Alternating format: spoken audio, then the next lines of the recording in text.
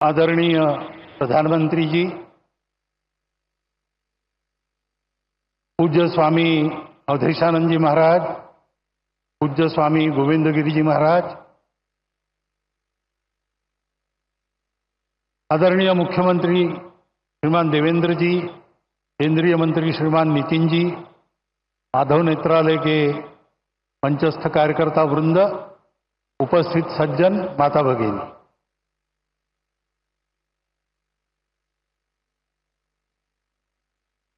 आज योग है। डॉक्टर साहब का जन्मदिन, वर्ष प्रतिपदा का सुमुहूर्त। डॉक्टर साहब जन्मे वो रविवार ही था। उनके बाद जिन्होंने संघ की बागडोर संभाली, पूजनीय श्री गुरु जी, उनके नाम का प्रकल्प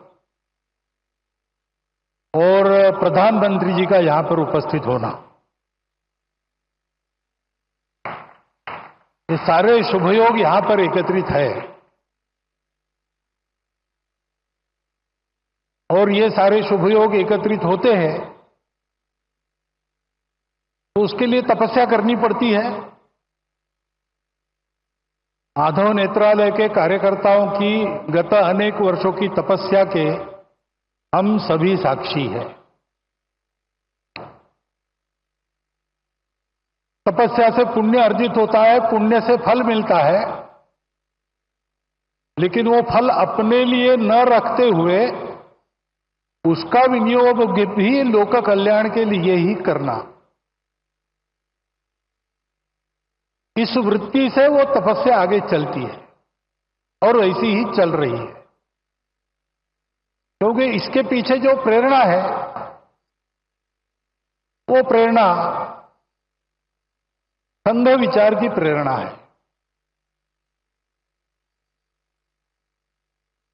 संघ विचार की प्रेरणा ने वो प्रेरणा स्वार्थ की प्रेरणा तो नहीं ही है, भय या प्रतिक्रिया की भी प्रेरणा नहीं है, न कोई मजबूरी है। शुद्ध सात्विक प्रेम, यही वह प्रेरणा है। अपना समाज है, अपने समाज में दृष्टिहीनों के उपचार सबके पास जाए, सबको मिले, ये एक समस्या बनी रहे, ये समाज को शोभा नहीं देता। ये समाज मेरा है, इसलिए मेरा जो भी सामर्थ्य है वो लेके मैं इस समस्या के लिए जो कुछ कर सकता हूं करूंगा, करते रहूंगा, प्रामाणिकता से, निस्वार्थ बुद्धि से, तन मन धन पूर्वक।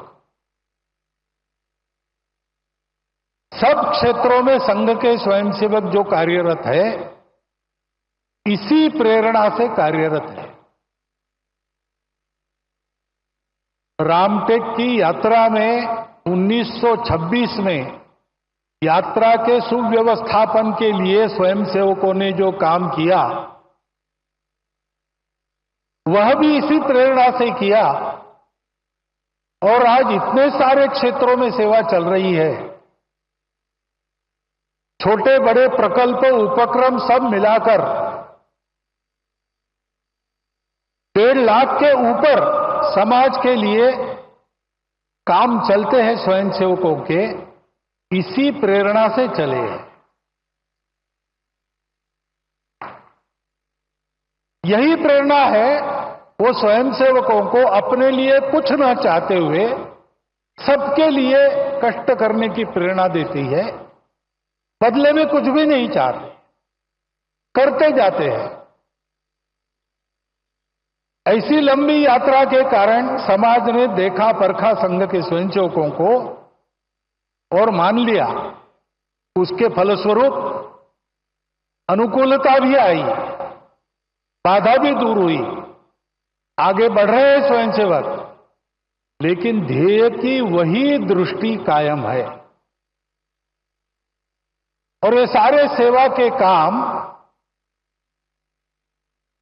दया भाव से नहीं चलते। एक तो समाज के प्रति प्रेम है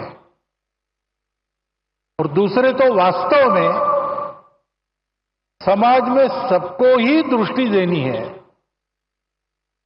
चर्म चक्षुओं की दृष्टि से संपन्न या उससे रहित ऐसे समाज के लोग दो प्रकार के हैं।